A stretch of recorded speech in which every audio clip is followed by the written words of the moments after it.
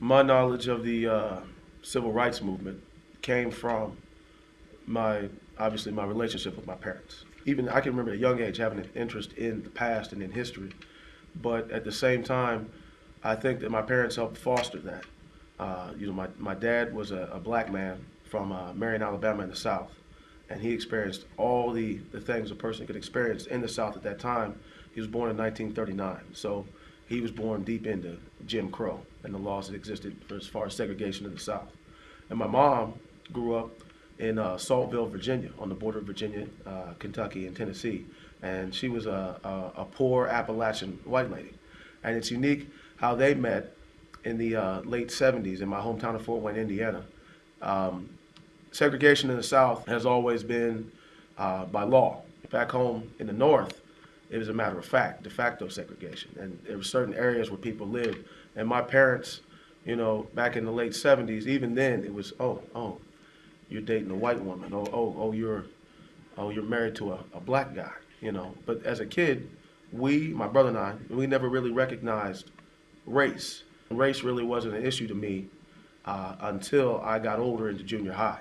And I started to learn that not everybody accepted you for the way you looked. They didn't look at the content of your character.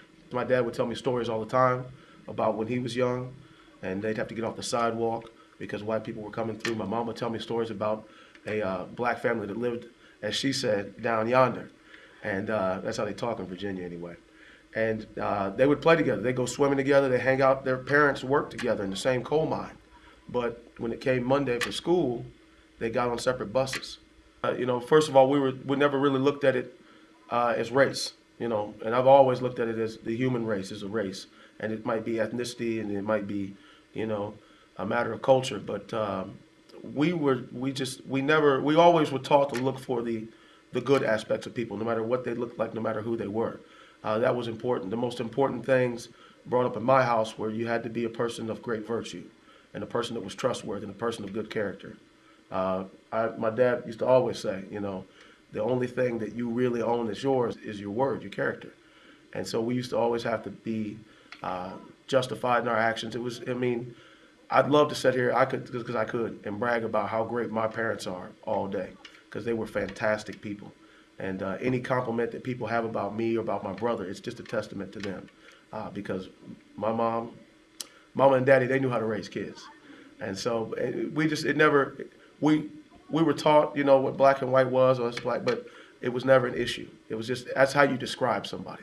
I remember I was involved in the first ever Martin Luther King celebration play in our elementary school in first grade. My mom came to pick me up from play practice, and one of the little boys there, he was like, "Who's that to get you?" I said, "Oh, that's my mama."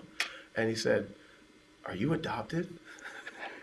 And I was like, "I don't know. I don't know." So I was asking her in the car. She goes, "No, I'm your mom." I was like, "I wonder why he asked if I was adopted." Now she knew why he asked, but it never really, I guess maybe I was oblivious to those type of things because I just saw, and to this day, just do. I see people as people.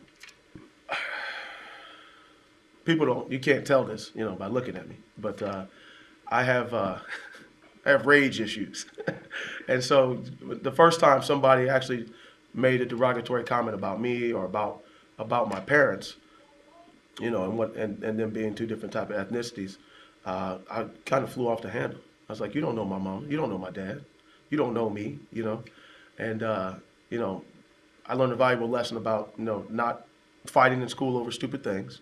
And my mom said, she said, anytime you react violently or negatively about those type of situations, all you're really doing is reinforcing somebody's prejudice or misconception about you. And so from that day forward, I kind of resigned myself not to just give in to my anger all the time. And at the same time, I understood that, yeah, there was a difference. And I learned in junior high when you see kids who come from different households and people write notes and leave notes on your desk with pictures of Klansmen and write out the initials KKK and secret bullying that goes on. The goal is to make you pick sides. That's what they wanted to do. And my brother and I think we did a good job of not necessarily saying this group was wrong or that group was wrong, but there's good people and bad people, and we want to be friends with the good people. I learned later on in life that the best thing you can do for people like that is to pray for them and to help educate them. Because they may say that ignorance is bliss, but there are some ignorant people that they need prayer. So, but I learned to respond in an intellectual manner, and I think that in the end got them more than anything.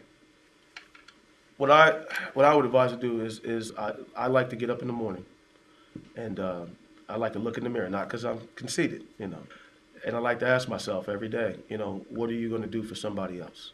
It wasn't always the case with me. That's something I kind of grew into spiritually. But how can you help somebody? What are you going to do for somebody else? Whether somebody's hurting that day, somebody needs help with something physically, mentally, emotionally, spiritually. What are you going to do for somebody else that day? Because we were always taught to do for others. So it is more gratifying to do for others, no matter how old, how young, how high, how academically inclined or athletically inclined or artistically inclined, whatever your gifts that God has given you might be. How can you use those gifts to help and to care for other people? How do you show God through you with your love and your actions? It could be the most popular person in the school. It could be the most least popular, the person who's not that popular. But what can you do to help somebody today?